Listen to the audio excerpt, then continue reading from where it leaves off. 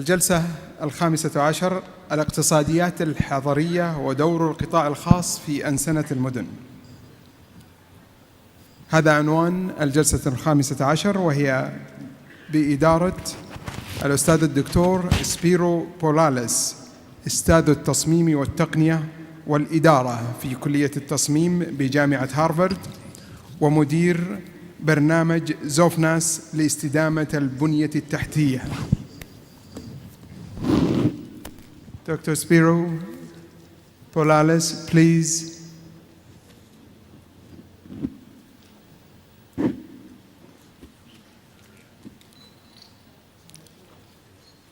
You may take the lead, please.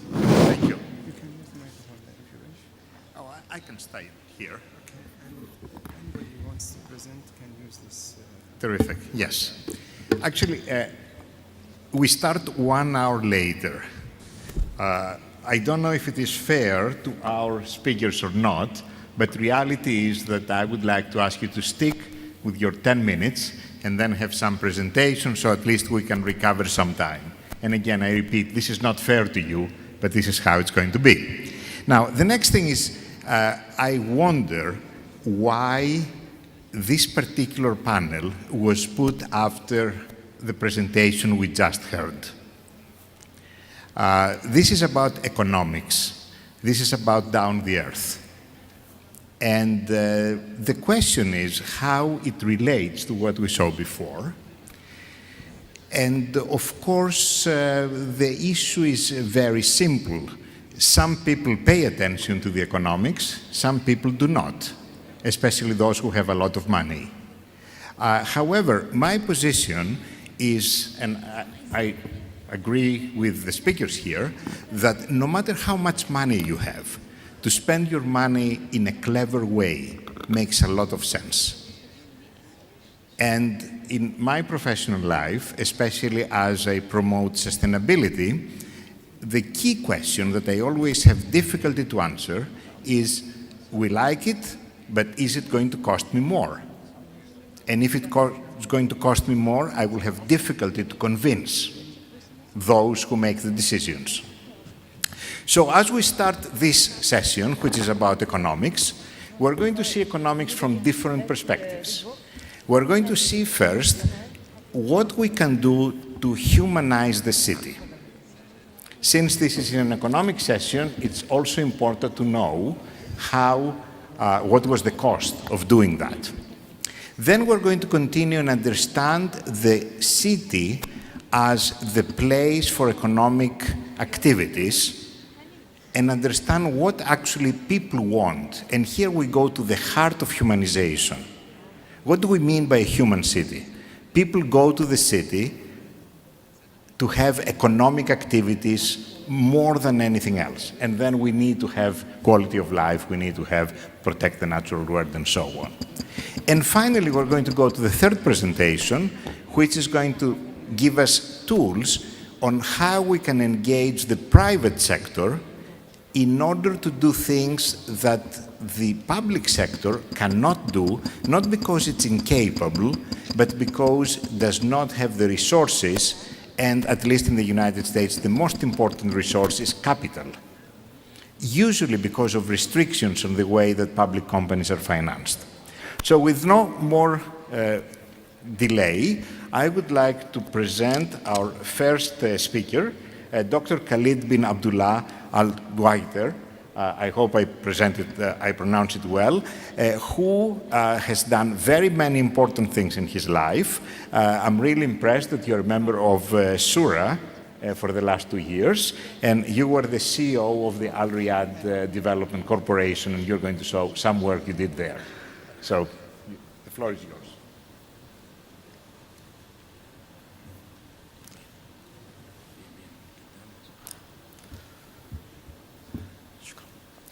بسم الله والصلاة والسلام على رسول الله.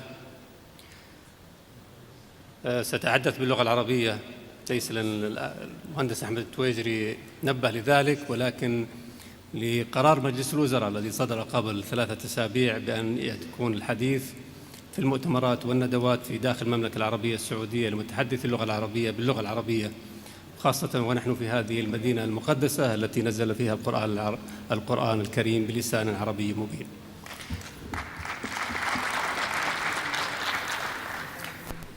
أشكر بداية إدارة المؤتمر على الدعوة الكريمة، وأثني بالشكر على حسن الضيافة المدينية المتميزة التي حظينا فيها، وأرحب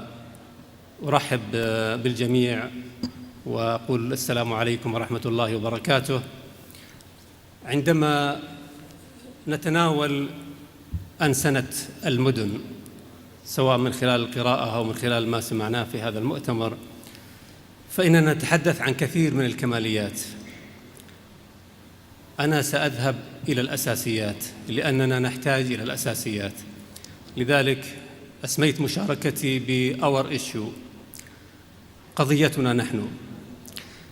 فلذلك سوف يكون حديثي معكم متواضعاً وبسيطاً ومن الميدان. عندما نسمع بمصطلح أنسنة المدن يتبادر لذهني السؤال: هل أحياؤنا وشوارعنا ومدننا هل هي موحشة؟ سوف استعرض هذا التقرير الذي يستعن في كثير من الصور عندما طلب مني البروفيسور سبيرو لأعد بريزنتيشن لهذا المؤتمر، وكانت يعني رسالة قصيرة ما يعني أسعفني الوقت بأن أعطي الكثير. لو انطلقنا من الحي، هذه شوارعنا، هذا يعتبر من الشوارع الحديثة أو من الأحياء الحديثة في مدينة الرياض.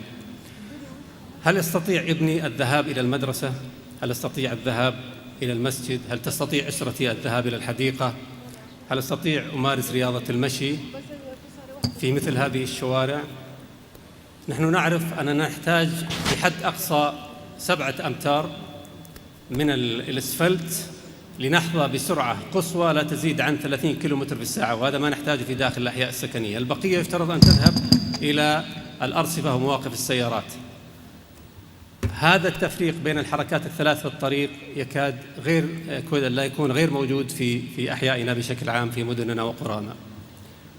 مثال آخر: قص الأشجار كذلك.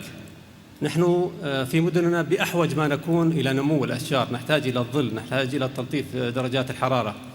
نرى يعني هجوم كبير على قص الأشجار في الشوارع. الهندسة المرورية والسلامة المرورية. نحن نعرف أنه يومياً يموت في موقع الحادث لا يقل عن 27 شخص، ويعاق ما لا يقل عن 104 أشخاص يومياً في المملكة العربية السعودية. جميع تقارير المرور المتواترة على مدى عقود تقول أن السبب هو السرعة، ولكن السرعة ميزة من ميز العصر، فكيف تكون السرعة هي سبب الحوادث المرورية؟ في ألمانيا على سبيل المثال السرعة مفتوحة، ولكن وفيات الحوادث المرورية لا تزود عن 4.7 لكل 100,000 شخص. لدينا 28 شخص يموتون من كل 100,000. في قوانين المرور لدينا لا يوجد شيء اسمه أخذ مسافة الثانيتين بين كل مركبة والمركبة التي خلفها. لذلك تجد السيارات تلتحم في بعضها البعض، وعندما تحدث الحوادث فإن الحوادث تكون كارثية. تطبيقات هندسة المرور في مدننا. أنا أعرف أن الطريق بناء على عرض الطريق تصمم المداخل والمخارج والدوران وبناء على التسارع والتباطؤ، لكن تطبيقات هندسة المرور كما أراها في كثير من مدن المملكة أنا لا أعرف لها أي أساس أو معيار مروري، غير أنها يعني معيقة ومسببة لكثير من الحوادث المرورية.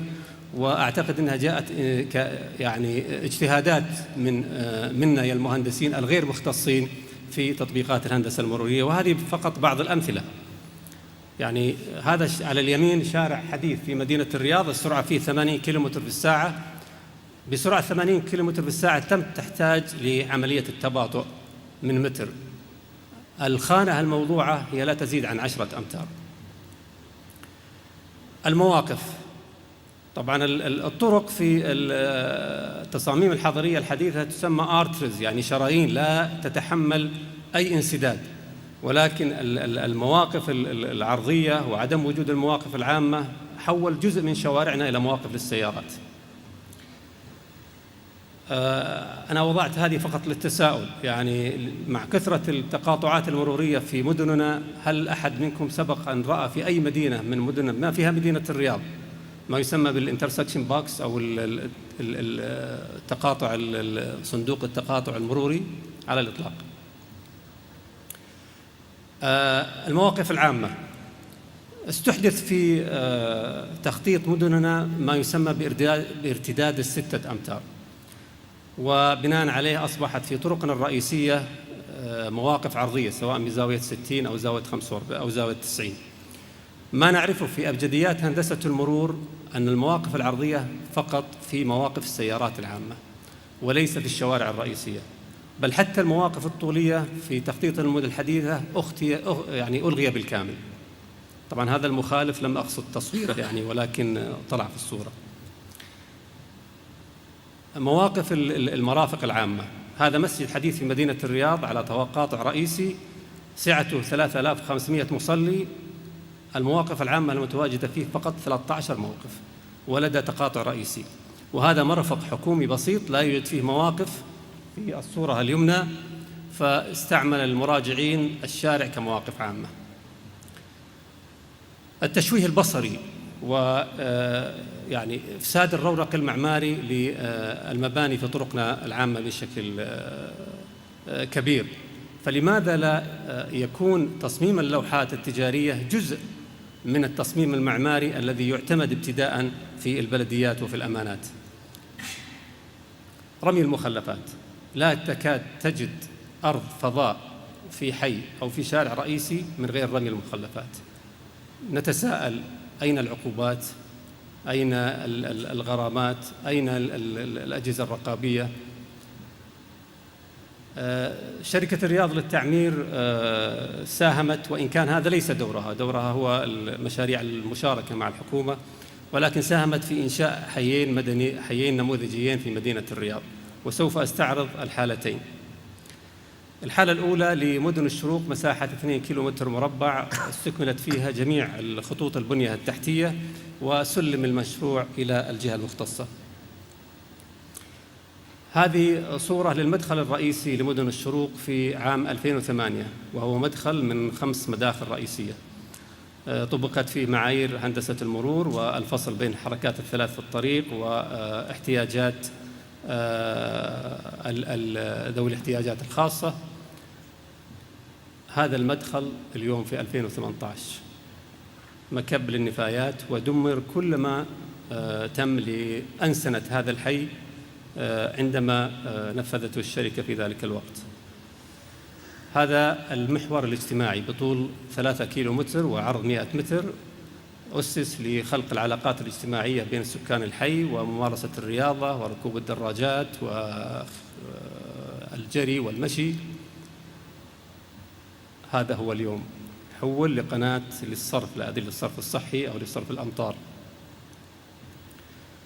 أسس الحي على أساس الشوارع البيضاوية لتحقيق أهداف اجتماعية وأهداف أمنية بين سكان الحي، وفصل فيه بين حركة المشاة وحركة السيارات ومواقف السيارات، واستحدثت فيه ما يسمى بالفرونت يارد أو الحديقة الأمامية لكل منزل بقيمة مجانية خارج قيمة الأرض. وعلى الصورة على اليمين تبين بقايا ما عملته الشركة المطورة في ذلك الوقت بما فيها ممرات ذوي الاحتياجات الخاصة. هذا هو التنفيذ الآن تحت إشراف الجهات الرقابية في 2018. وزيلت كل متطلبات الأنسنة ومتطلبات هندسة المرور ومتطلبات يعني الاحتياجات الأمنية والجمالية في الحي، واستحدثت بما ترون مثل ما نراه في أي شارع من شوارع مدننا وقرانا.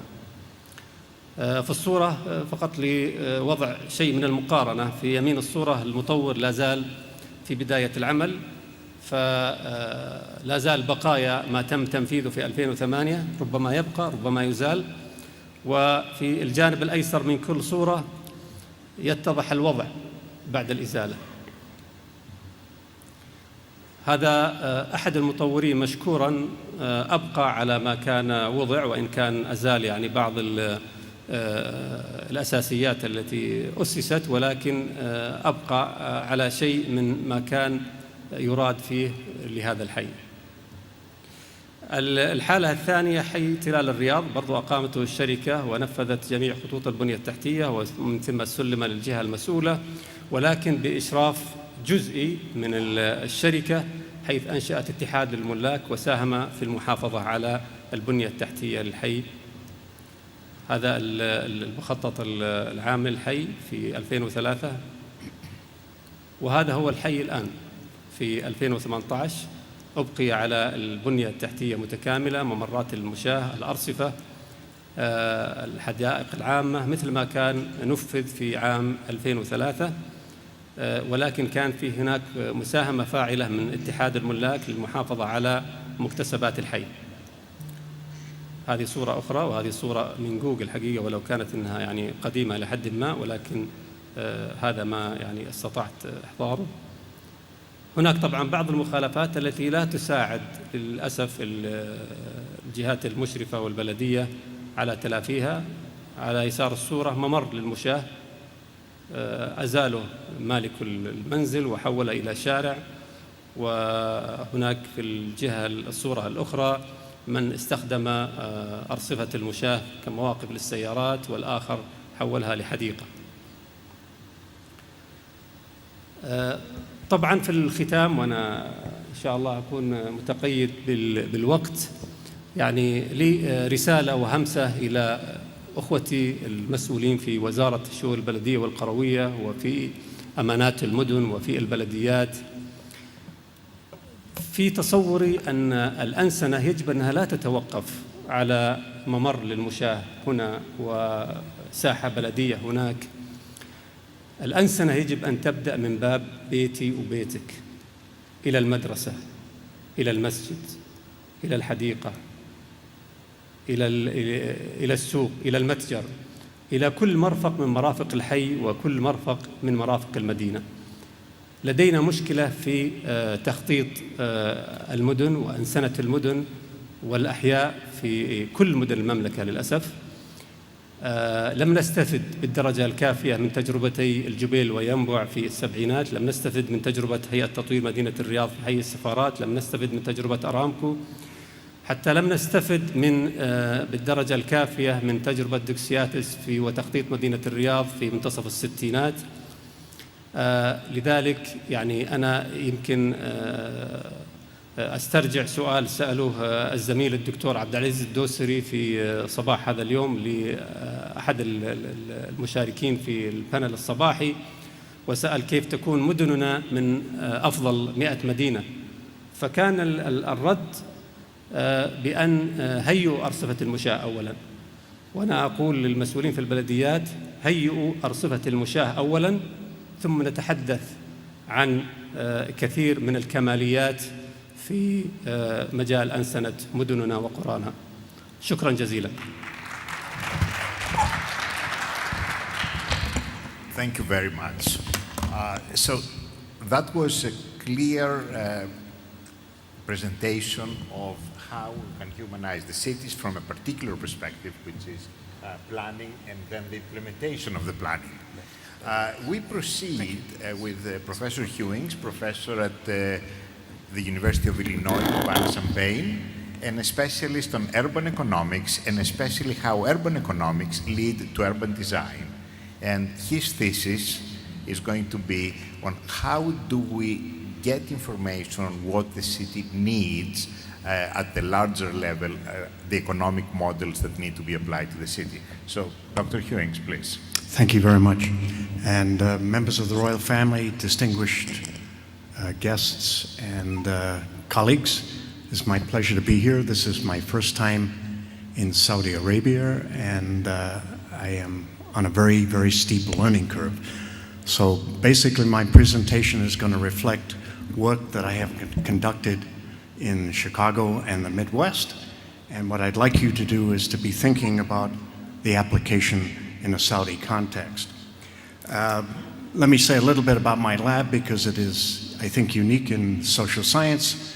It's run like a science lab where people are in one room and they interact with each other. We have members from 4 different disciplines, about 25 to 30 participants. 15 of them are doing doctoral work at the University of Illinois. The others are visiting scholars. Over the 29 years of existence, we've hosted about 400 visitors. Sadly, none from Saudi Arabia. And one of the things that I hope will come from this visit will be the beginnings of some negotiation so that we can perhaps excite and attract members of the next generation of Saudi to come share some time with us. Here's the context that I'm going to present, a little stylized facts, some general perspectives, looking at some structural changes that I think are important, that are going to affect city systems throughout the world, and leading up to some final thoughts. We now have over 50% of the world in urban areas, but I think we still do not spend enough time trying to understand how cities work. In other words, the diagnosis. We want to rush in and conduct policies. And one of the things that I've heard in the last 2 days advises me to caution. I think we really need to understand how cities work. We think we do in North America, we think we do in Europe and other parts of Asia. And I would be intrigued to know whether we have that same understanding in Saudi. And I think that one of the things that is really a challenge is for people like me to try to embrace a much more holistic vision of the workings of cities so that we can embrace within our modeling, within our analysis, issues like the quality of life, happiness, issues of inequality, and the whole process of humanizing our cities. One of the things that's really been very dramatic is the degree of structural change that has taken place in cities, particularly in the Western world. And not only have we seen a structural change from dominance of manufacturing to dominance by service, movement from production of physical goods now to production of ideas, but the other thing that's, I think, even more dramatic is that cities at one and the same time have become increasingly more competitive, but they're more complementary. And that's come about from 2 processes I'm going to spend a little bit of time talking about, something called hollowing out and the other fragmentation. And what we've seen is cities move from being relatively self-contained to being very interdependent. So city systems now are very, very interdependent. And the evidence for this is that trade between cities is growing much faster than city gross products. The same thing is happening internationally. International trade is growing much more rapidly than world gross product. So when I say understanding the cities, what am I talking about? How are the activities in cities linked together? What is the nature of trade that takes place within the economy? But more importantly, what drives the metropolitan economy? Who are the major trading partners? What is the balance of trade? How diversified is the export portfolio, both sectorally and spatially? And how has this changed over time? But it's not just the focus on goods and services. We need to look at people, and particularly trade in people, the role of migration. Is the economy dominated by net in or out migration? What can we say about the occupational capital of the people within the city? How is the age profile changing? How is the ethnic composition changing? And increasingly, as we're facing, as we will see later, a problem of aging, what is happening to the dependency ratio? How many people are being supported by each person in the labor force? I mentioned 2 dramatic changes. The first one is this process of hollowing out. Cities are now less dependent on what goes on inside them and much more dependent on what goes on outside them. And as a result, when any change takes place within a city, the ripple effect, the multiplier effect, is now much smaller than it was 20, 30, or 40 years ago. The second aspect that's most important is the way in which firms have changed their organization of production. We call this process fragmentation, and the diagram at the bottom stylizes it. Instead of doing everything in one particular plant, now there is specialization and trade takes place between various phases of production. As a result, a lot of that trade extends outside the city to other cities, often to other countries. And what we find, for example, the average component in an automobile in the US goes across between 2 and 3 state lines before it ends up in the car. The second aspect of that is when structural change takes place in one city, it has a ripple effect on other cities in the system. And what I've got here is our estimation of what happened during the Great Recession, starting in 2007. When one city's employment declined, it had a negative ripple effect on other cities within the Midwest. And you can see that as much as 20% of that ripple effect was contained within cities within the Midwest, the rest to cities throughout the US. So as these urban regions become more competitive and independent at the same time, it's going to be very important for us to know what is the nature of this external trade? What is the geography? We don't hear people talking about our trading partners from a city perspective. We talk about it at a national perspective. We need to now think about this in a metropolitan perspective. What about the sustainability of this trade? What about its exposure in terms of economic vulnerability? What happens if the supply chain is disruptive? What will be the consequences? And policy instruments that a single region can employ to enhance its competitiveness may not be able to be effective because of the nature of this intercity interdependence. But the message here is, without access to formal models, it's going to be very, very difficult for us to enact really significant policy changes. So as we look at this in the context of supply chain analysis, we see 3 things have happened in my region. We've seen this less dependence on our own activities, increased specialization within the city, and each activity is now becoming more highly specialized. And this creates a very, very different dynamic as we look ahead 10 or 15 years. So what is happening inside the city? Talked about its external dependence. And what we find within large metropolitan regions, we have very, very little empirical work that goes on. So what we tried to do is looked at a detailed analysis of what was going on in the Chicago economy. We divided it into 4 and eventually into 12 sub-regions. And we tried to look at the flows of goods and services, the flows of wages and salaries, commuters moving from their place of work to their home, then where do they go to spend their money on consumer goods? And what we found is when we just looked at the flows of goods and services, there was very, very little trade within the city. But when we added the effects of journey to work, earning money, and then spending that money on a variety of goods and services, all parts of the city became incredibly interlinked into a complex web of activities. So no one place was really independent. But you look at it very casually and you would not come to that conclusion because we're not aware of a lot of those interlinkages. The second part that has really been a persistent theme in our work is the role of income inequality. And what we have found within these regions, within the metropolitan area, that when we have a spillover effect, a person in a poor region earns an additional dollar of income, the indirect effects almost accrue very strongly in the most rich parts of the city. And secondly, when we look at it on a household basis, when poor people get an additional dollar of income, the spillover effects again accrue to richer households. And what is happening is that this is becoming more and more persistent. So we're getting this very pronounced asymmetry, and it's generating inequalities that are going to be very, very difficult to change as we look ahead 20 or 30 years into the future. The other aspect that we're spending a lot of time looking at is the demographic tsunami. In most Western societies and a lot of Asia, including China, by 2030, 20% of the population is going to be over 65. And what we're trying to understand is, what are the impacts of this? One of the most important impacts is we will have 1 million more retirees by 2040 and 0.7 million less people working.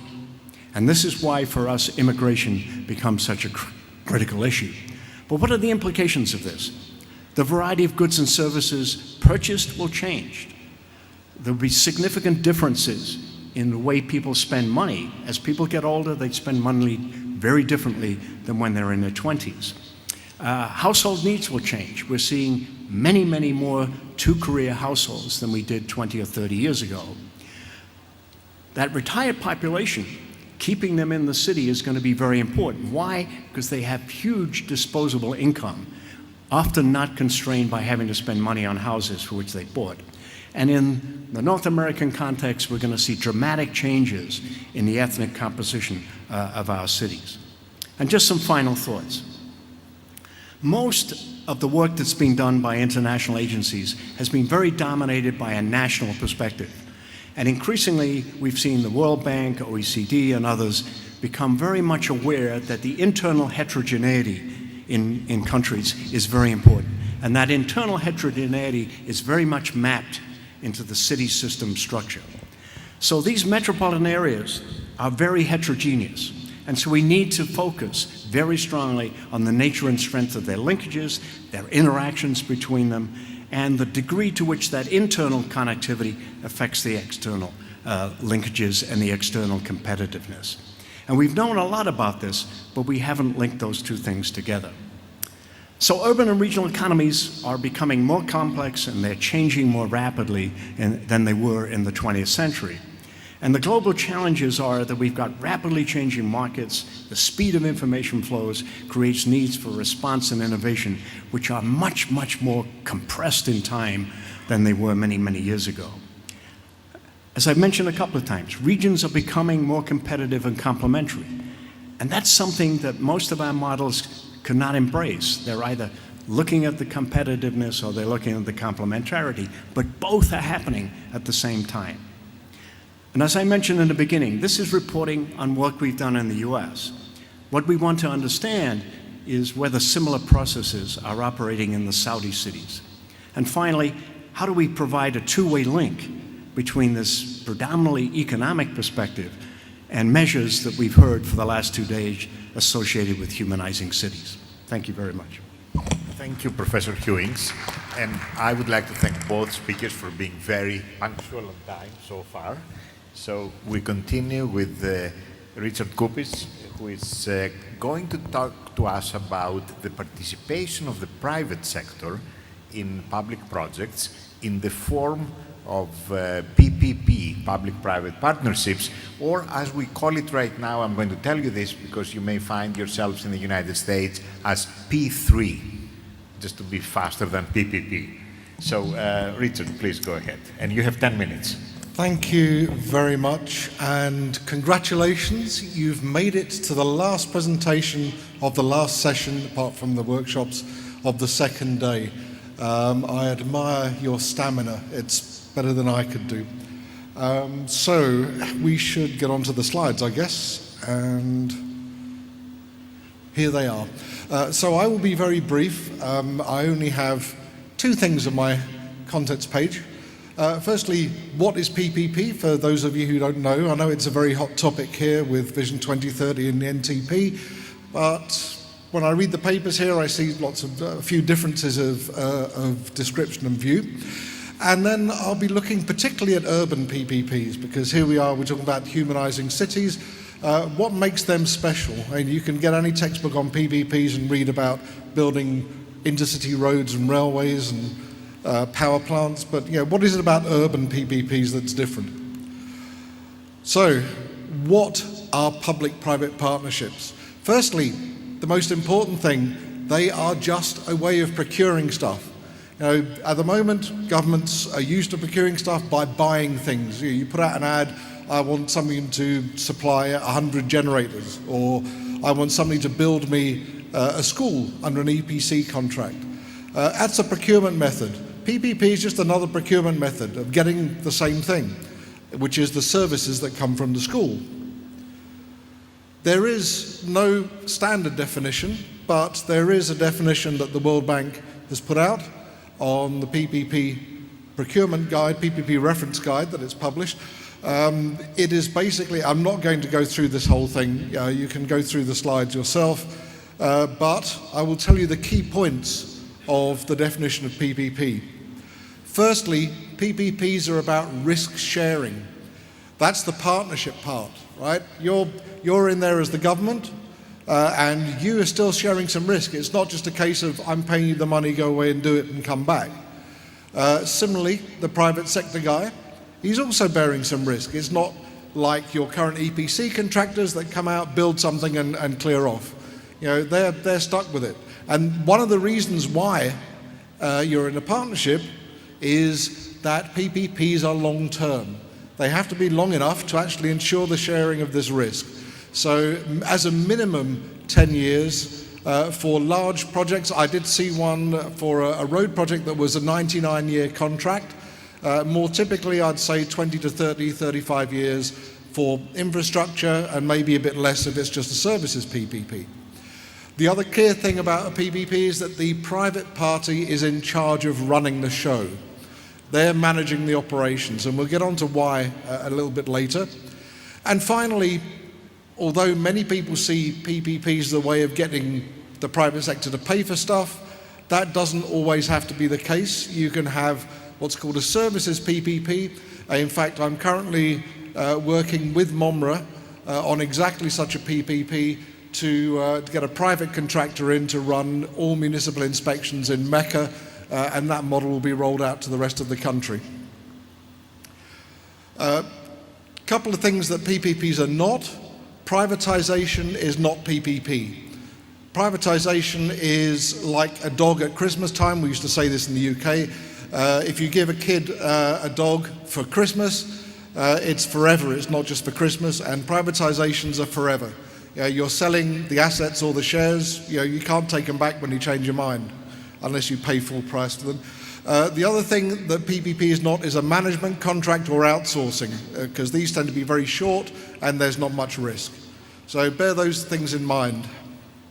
So some quick examples of PPPs in the urban context. We have transport.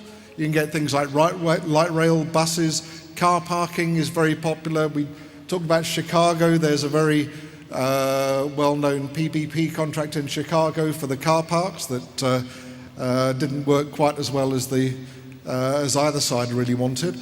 IT systems on buses, for example, bus terminals also. There are also smart cities. One of the other PPPs I'm working on at the moment in Saudi Arabia is with the Royal Commission for Jubail and Yanbu in Jubail, and we'll be running 2 tenders for a telecoms and a smart city PPP. They're both very different, and that includes e-government. Environmental things, street cleaning, waste collection, waste management and recycling can all be done by the private sector, and in many countries they are done by the private sector. We can think, I've mentioned municipal services such as licensing and inspections. Again, some of those are contracted out. Pretty much anything that the government does, any service the government provides, can be done by the private sector under a suitable contractual arrangement, and even utilities, water and wastewater, metering, etc., etc. So a lot of the things that government does in urban situations can be done by the private sector. But why would you do PPPs? There are 2 clear general benefits, and contrary to what some people may think, the most important benefit is actually efficiency. The private sector is more efficient at operating because it's driven by the profit motive than the public sector. The second thing is access to private sector finance, as I mentioned. That is not necessarily part of PPPs. You may have it, you may not. One thing I will stress though, PPPs are not free money. Somebody has to pay for it. If you're government and you're thinking, I don't have the money, I'll get the private sector to do it, that's fine. But either you're going to pay for it or the users are going to pay for it.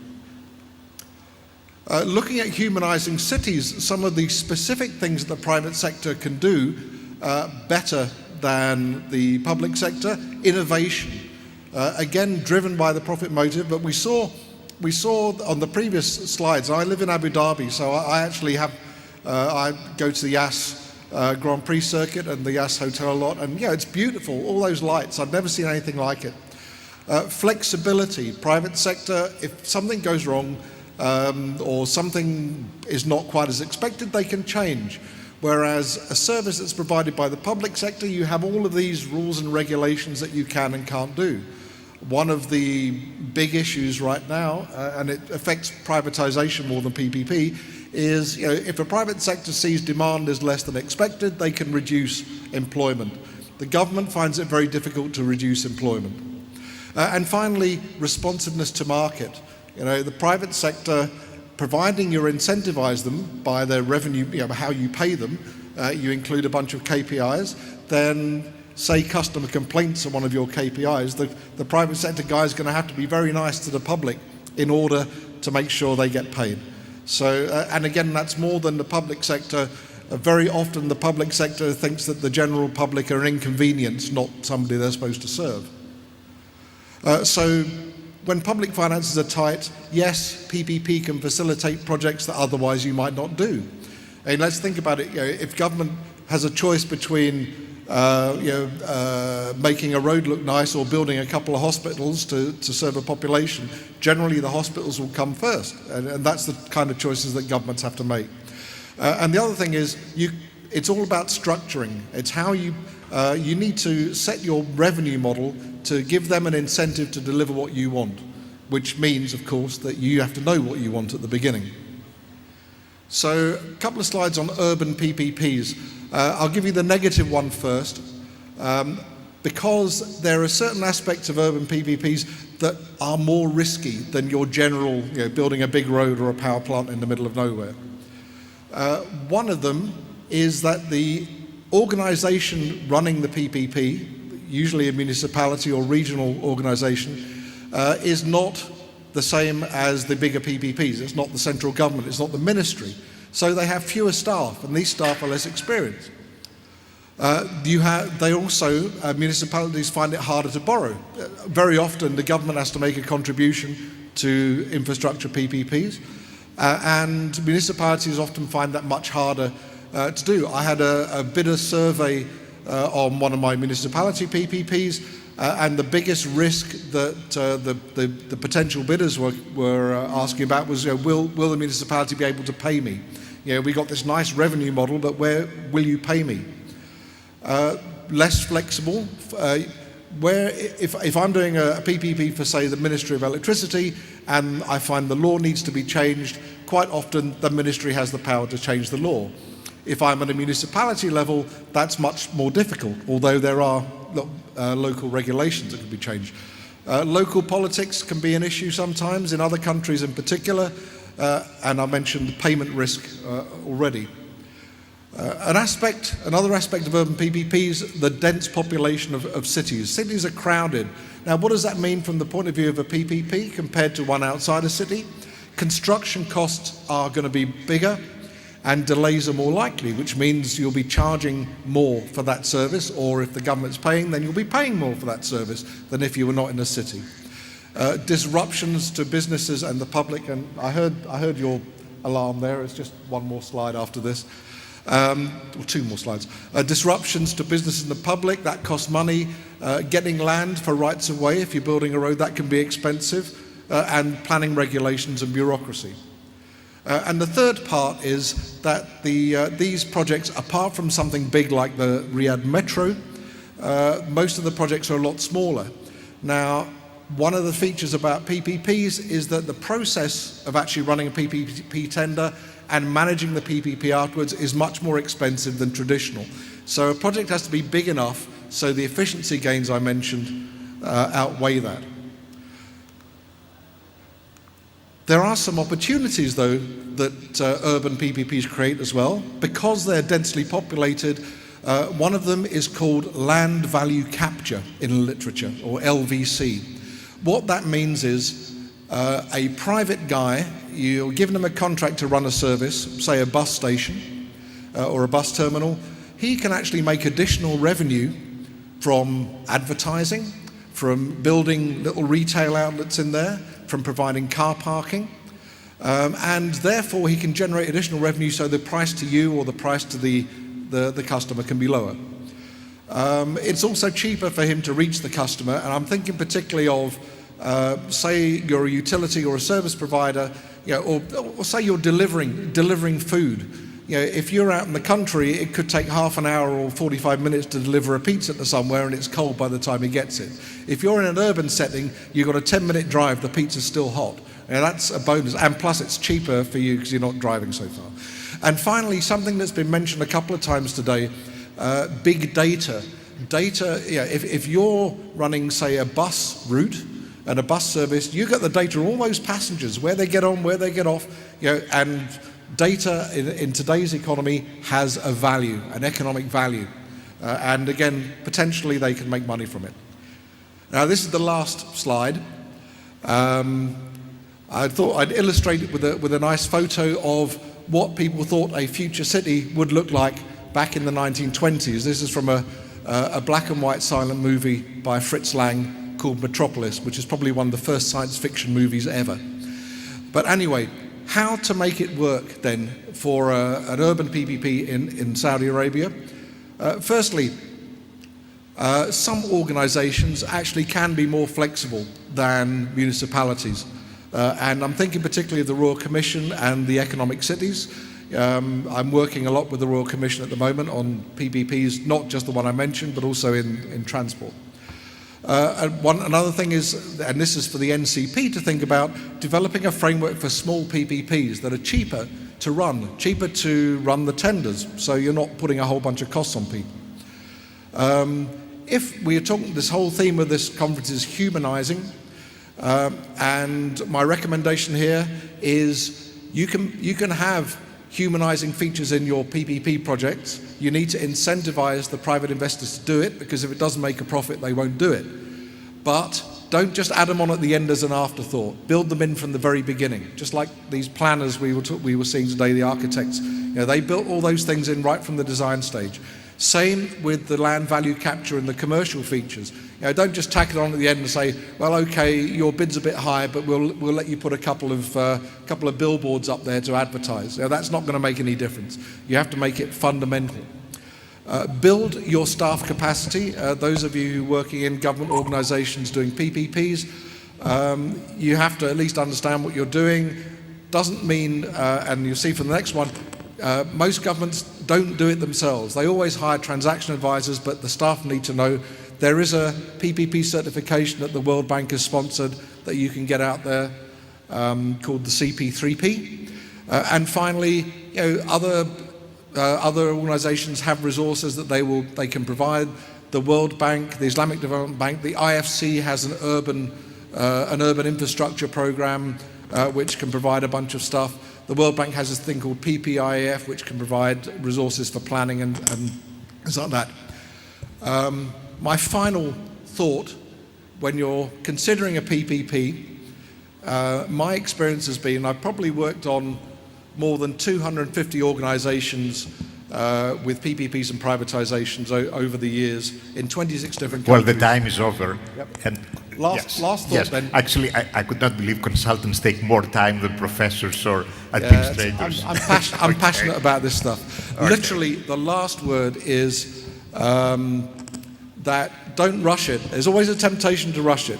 Don't rush it. Prepare well, because there are no genuine shortcuts. Any time that you might save at the beginning, you'll be paying for 10 times over, either through extended negotiations or the fact that you don't get any bidders. So that's me. Thank you. Thank you very much, Richard. Thank you.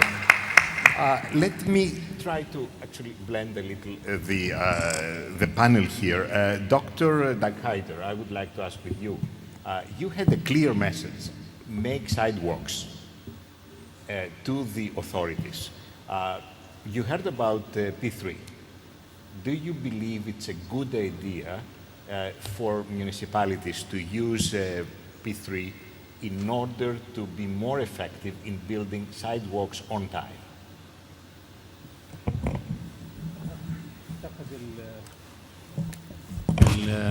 البي 3 البي او تي الخاصة بشكل عام تتكلم عن نقل مشاريع الدولة إلى القطاع الخاص أو المشاركة مع القطاع الخاص للحصول على كفاءة أفضل ولتوفير الموارد المالية ولأسباب مختلفة. فيما يخص يعني السايد ووكس وممرات المشاة، قد يكون شأن بلدي خالص، لأنه شوارع أحيائنا، شوارع مدننا الرئيسية، هناك في أي شارع في حركات ثلاث موجودة: حركة المشاة، حركة السيارات، حركة السيارات المتوقفة. في مدننا وقرانا وأحيائنا هناك مزج ما بين الحركات الثالثة هذه مجتمعة، فإحنا مجبرين أن نمشي بجوار السيارة والسيارة تمشي بجوارنا، يعني أينما تنقلنا في داخل الحي أو في الشوارع الرئيسية. فأعتقد أنه إحنا يعني بحاجة إلى مشروع لإعادة تأهيل أحيائنا أولاً، ثم الشوارع الرئيسية ثانياً، وتطبيق معايير هندسة المرور للفصل ما بين الحركات الثلاث، وكذلك حل مشكلة المواقف بإنشاء المواقف العامة، وحل مشكلة التلوث البصري. وهذا يعني أمر ممكن إذا توفرت الرؤية والإرادة، لأن الموارد متوفرة. لو نظرنا إلى المدن الأمريكية القديمة على سبيل المثال، وشفنا صور في الثلاثينيات من القرن الماضي، كانت الشوارع الموجودة اليوم تجمع ما بين المشاة وما بين العربة وما بين الحصان قبل وجود السيارة. ولكن بعد وجود السيارة تم إعادة تأهيل هذه الشرايين وهذه الشوارع، وطبقت معايير هندسة المرور، وفصل ما بين حركة السيارات وحركة المشاة، وأنشأت المواقف العامة، ووجدت الحلول. فأنا أعتقد الموارد موجودة، فقط هي الرؤية والإرادة لحل مشكلة السايد ووكس أو ممرات المشاة بشكل عام. شكرا. Thank you very much. Let me also continue. I would like to ask Professor Hewings. Professor Hewings, there is an urgency about humanization of cities. There is an urgency to apply Vision 2030. How long do you need for your economic models to be applied? You mean how long does it take to construct them, or to construct and have results so it can lead the humanization of cities? I think you can probably, depending on data and the resources in terms of human capital, probably within a year.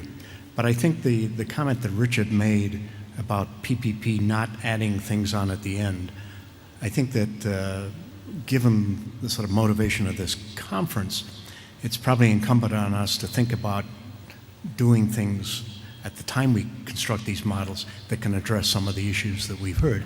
Typically, we don't do that. We sort of afterwards say, oh, it would be nice to look at this aspect, and then we have to go do some modification. But perhaps sitting down and taking what we've learned over the last 2 or 3 days and saying, we need to answer additional questions to the ones you've raised. What then has to happen with your modeling? And so we end up with a process at the end which is much more valuable in terms of addressing economic and non-economic problems. Thank you. Let's go to questions. I would appreciate if your questions are questions instead of statements. So let's start. Yes, please. If you can bring the microphone in the front. Yes, let's go 1 and 2. Bismillah. I'm sorry, أنا آسف دكتور. I think I have to make it. أنا أبغى أتكلم بالعربي. أتوقع أني لازم أتكلم بالعربي، ولكن هي مداخلة حقيقة، يعني قد تنتهي بسؤال للدكتور خالد. دكتور خالد من خلفية ذات قطاع خاص، وأنا من خلفية حكومية عملت في البلديات سنوات طويلة، وكلانا الآن في أعضاء في مجلس الشورى. حقيقة يعني إشكاليتنا في مدننا السعودية ليست تخطيطية بالدرجة الأساسية، وإنما تنفيذية. عندنا مشكلة تنفيذية من ناحية التنفيذ، لأننا البلديات تعطي الأرض ثم تطلب من الناس أنها تبني ثم تشتغل على البنية التحتية بعد ذلك. المطورين جزئين: مطور يطور الأرض ويترك البناء بعدين، أو يطور الأرض مع البناء. هنا تأتي المشكلة. البلديات بعد فترة عندما تحاول إعادة الأرصفة تجد أن الناس اشتغلوا ورصفوا بيوتهم ويعني أنشأوا جزء من البنية التحتية مع بناء مبانيهم. تأتي البلدية تريد الإعادة فيصعب عليها لعدة أمور من ضمنها الإمكانيات. الإشكالية الآن اللي حتى ترتكبها الحين وزارة الإسكان حقيقة بتنفيذ بنية تحتية متكاملة بما فيها الأرصفة قبل البناء، ثم يأتي البناء الناس تبني وتدمر هذه الأرصفة كما رأينا في بعض السلايدات. وكذلك أيضا المطورين يرتكبوا نفس المشكلة. المشكلة الأخيرة حتى لا أطيل يعني الموضوع، موضوع الصيانة.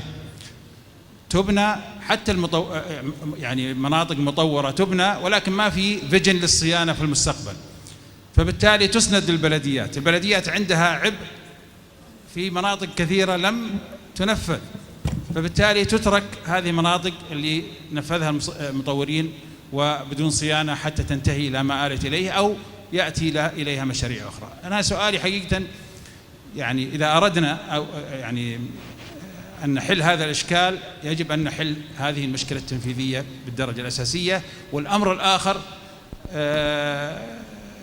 كيف نطور عملية الصيانة في المستقبل. الآن يعني الإجراء اللي تتخذ البلديات في عملية الصيانة هي عبارة عن عقود متكررة لمناطق مختلفة، ما في عقد صيانة لحي كامل يستمر لمدة مثلا 10 سنوات، وإنما تطرح عقود لكل فترة لحي آخر أو لمنطقة معينة. يعني فمن خلال تجربتكم دكتور خالد كيف بالإمكان فعلا نتفادى هذه المشكلة الأساسية حتى نصل في النهاية إلى حلول واقعية، وخاصة مع معرفتكم بالإمكانات البلدية من نواحي مادية أو من نواحي ميزانية. شكرا. Thank you. دكتور خليل. شكرا مهندس علي. من أجمل الأسئلة اللي سمعت حقيقة. سوف أنقلك بالمثال لكي يعني يتضح المقال. في مدينة الرياض لدينا أحياء مدينة الرياض ولدينا حي السفارات في مدينة الرياض. حي السفارات في مدينة الرياض أنشئ بكامل البنية التحتية بما فيها أرصفة الممشاة والممرات وخلافها. يمكن انتهى في بداية الثمانينات الميلادية. دخل عشرات المطورين وطوروا في داخل الحي.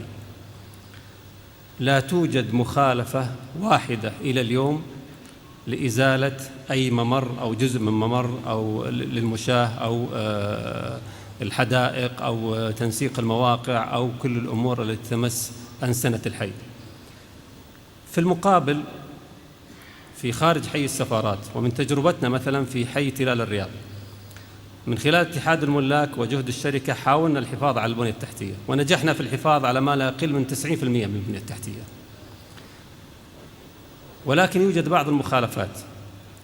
المشكلة هو وجود الوعي وقبل الإمكانيات لدى القطاع العام في المحافظة على البنية التحتية. فعندما وجدت بعض المخالفات أذكر كاتبنا البلدية المسؤولة، فقلنا أنه فيها البعض يزيل أرصفة المشاة ولا يعيدها بعد التنفيذ ويحولها إلى حديقة وأشجار مما يعيق حركة المشاة، وهذا هدف رئيسي من الأهداف تطوير الحي. فكانت الإجابة الرسمية المكتوبة: نحن نشجع تكوين المساحات الخضراء. تكون المساحات الخضراء في أرصفة المشاة، فهناك خلط في المفاهيم، هناك نقص في الوعي. أنا أعتقد يعني مثل يمكن ما أشرت في نهاية المشاركة أنه الموارد موجودة، ولكن أنا في واحد مشاركني في الجلسة هنا، ولكن الرؤية والإرادة هي المطلوبة والوعي حقيقة. وهذا لا يمنع أن تكون لدينا أحياء نموذجية مثلها مثل حي السفارات ومثل حي تلال الرياض.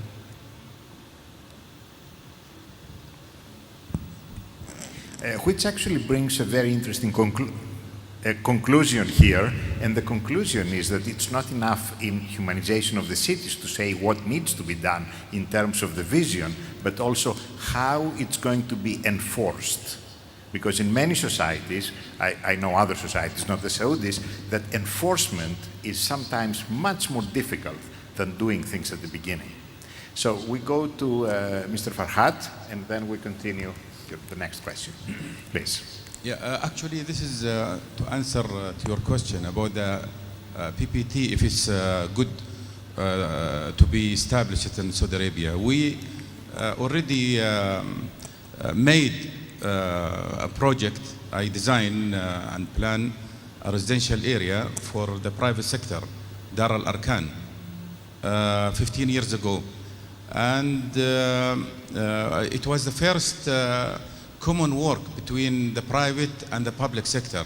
We put them together, and they developed the whole infrastructure, which is not supposed to do because they are in the first phase. That time, he's supposed to give the plan and the design of the road. But he made all the road, and he made all the infrastructure and the street lighting, and all the walkways. I made very lavish urban spaces, and we made mixed-use development that allow people to walk in the community. With that, he distribute to the people who invest him 70% for each bond that they subscribe with them. So I think it is very successful if the municipality can use the asset they have. The asset doesn't mean just money. They have a regulation, land use, zoning. They can change it. And this will give a lot of benefit to the private sector. So we can implement the PPP very easily. And we can encourage all the developers to get a lot of money, and we ask them all the humanization aspect we need from them. But we need a body that who can develop and manage between the private sector and the public sector. I really appreciate your answer. You answered exactly the question. However, let me continue and ask you, was it more expensive as a PPP or less expensive? Because we heard from Mr. Koupis before that PPP is more expensive, and this is something that I would like to explore more. So in your project, was it more expensive or less expensive? No, it was very profitable for the private sector. The total area of the development was around 800,000 square meter. We took from them 70,000 meter free, and we give it to the municipality to develop a municipal center. The mayor of Riyadh had a plan to make 16 center called municipal center to make the traffic to the downtown less than usual. So I give them this 70,000 square meter, and I use the regulation to increase the height of the building in the residential area and in the main spine, which has a commercial. And I made a large area, which is around 70,000 meters. He made a mall. So in this way, I guarantee a high profit for him. So he made very high standard. We didn't accept a normal infrastructure. We made a very high standard: street lamp, walkway, interlock, asphalt. Even we made a line to drain the water. We had a valley which in the raining time destroyed that area. So in the expense of the project, we made a huge tunnel, the width of 18 meters with the height of 6 meters, including the cost of the project. With that, he distributes 70% profit for all the participants. So Mr. Koupis, is that PPP according to your definition? Man, I was hoping nobody would ask that question. It will depend. I'd have to know a bit more about the details of the question. If it's just a sort of housing or an urban development, then it's borderline as to whether it's a PPP or just a development. But you do raise a couple of very interesting points, and I think you mentioned, one of your points at the end was that you need an organisation, an institution, and this is exactly right. You need to have, like at the national level, the government has the National Council for Privatisation and PPPs. Individual authorities, municipalities should also set up their own units. In my opinion, there are more PPP opportunities at municipal level and more easily doable ones because they're smaller and they can be services than there might be at national level. But you've got to do them right because it's very easy to do them wrong. One particular example you mentioned, it was great that you're in a position to change planning regulations to facilitate your development. But you can also see situations in where that might create a conflict of interest. Presumably there's a reason why these planning regulations are in place in the first place. Now, say in the future, some guy would come up to the municipality and say, listen, I've got this great idea for a PPP. I'm actually going to build a sewage treatment plant in the middle of the town, but I'll give you 60% of the shares, so you'll make a huge amount of money as the municipality. You might suddenly say, well, that sounds great to me. Let's relax the environmental regulations and build this plant. So you need to be a bit careful. But the overall premise that you mentioned here, bringing the private sector in, providing a complete service and working with the municipality, exactly, that's the whole principle, the fundamental principle of PPPs, and I congratulate you if that worked. Actually, we did not change the regulation to destroy or to affect any urban things. We kept the density as it is. We just changed the shape. We know that the developer like tall building. So the project was like this. So we just give it like this. And we utilize that open area and give it to the municipality. But the density was the same. Thank you. So we have one more question, and let's make it well, I see a lot of questions, but we have to break because we have the workshop starting in 15 minutes. So unfortunately, we have to go only with one more question. Thank you, Chairman. My question to Professor Jeffrey about the case study of Chicago. When you talk about Chicago case, I always curious to know about the pioneer project about the Millennium Park in Chicago. And what's the business model, what's the economic model it's done for this nice masterpiece project designed by Frank Gehry. And I remember when it's opened 2004, they mentioned that the cost for this huge project, it cost maybe $500 million. And the history of the park, it was a parking lot and train station. How the city changed it to attractive area as a park for the Millennium.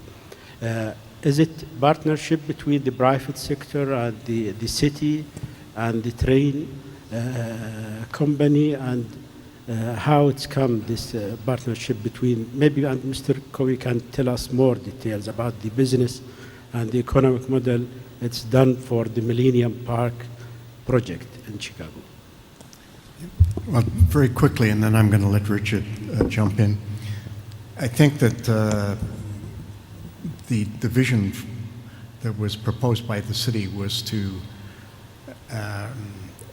create a sense of a place that people wanted to go to. And prior to that, when I would tell people I lived in Chicago, they only knew two things about it. It was windy and Al Capone, right? And as a result, that was not a way to lure tourists.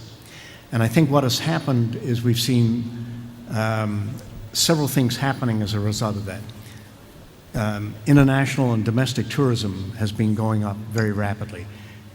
Millennium Park is the #1 destination now in the city. But at the same time, there was another dynamic that started probably 30 years ago with the conversion of some old buildings into condominiums. And in the last decade, 60,000 people have moved back into the center of Chicago. So we got a double dividend from that investment. In other words, increased tourism, generating economic impact, but a much more important and sustained economic impact by having people live downtown. And as a result, we've seen a whole lot of new services coming in. Within my apartment building, where we had one supermarket, we now have 3. And a whole lot of other ancillary services have come.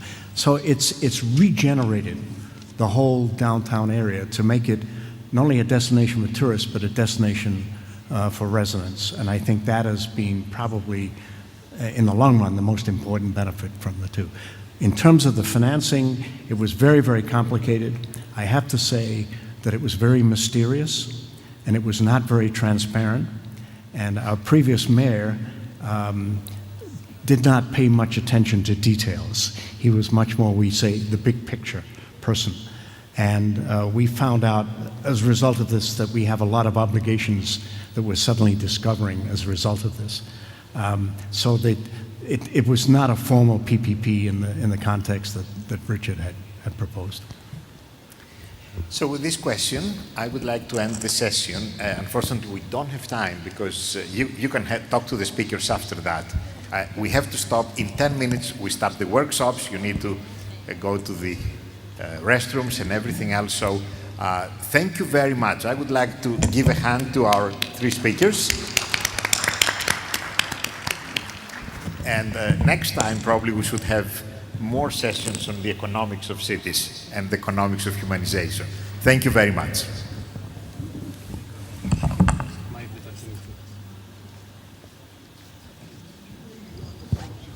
Thank you very much, Professor Morales, for chairing this session. I would like to thank you all for being with us today. And I would like to again announce the workshops that will be held in the 2nd floor. The first workshop will talk about the techniques of using and utilizing space. The other one will talk about the Harvard path of sustainability in humanizing cities. Now, another announcement I would like to say. Yesterday, I did announce that you all invited for dinner at the Heritage District. I do apologize for our ladies because we had a different site for women last night. When they arrived at the Heritage District, they were actually told to go to the other side. Today, I would like to announce that you are all invited to a dinner. I promise, hopefully I keep my promise, that you all be in what they call the historical train station. We have dinner that starts at 9, so you are all invited. Please join us, and we would have the pleasure that we will have you with us, at least to compensate you from not letting you go for coffee breaks at all. So please be with us tonight. We would like to see you. And we would like to see those who are interested in our workshops to go to the 2nd floor. Thank you very much. وعلى طريق الخير والبناء نلتقي دائما. نلتقيكم غدا بإذن الله. والسلام عليكم ورحمة الله وبركاته.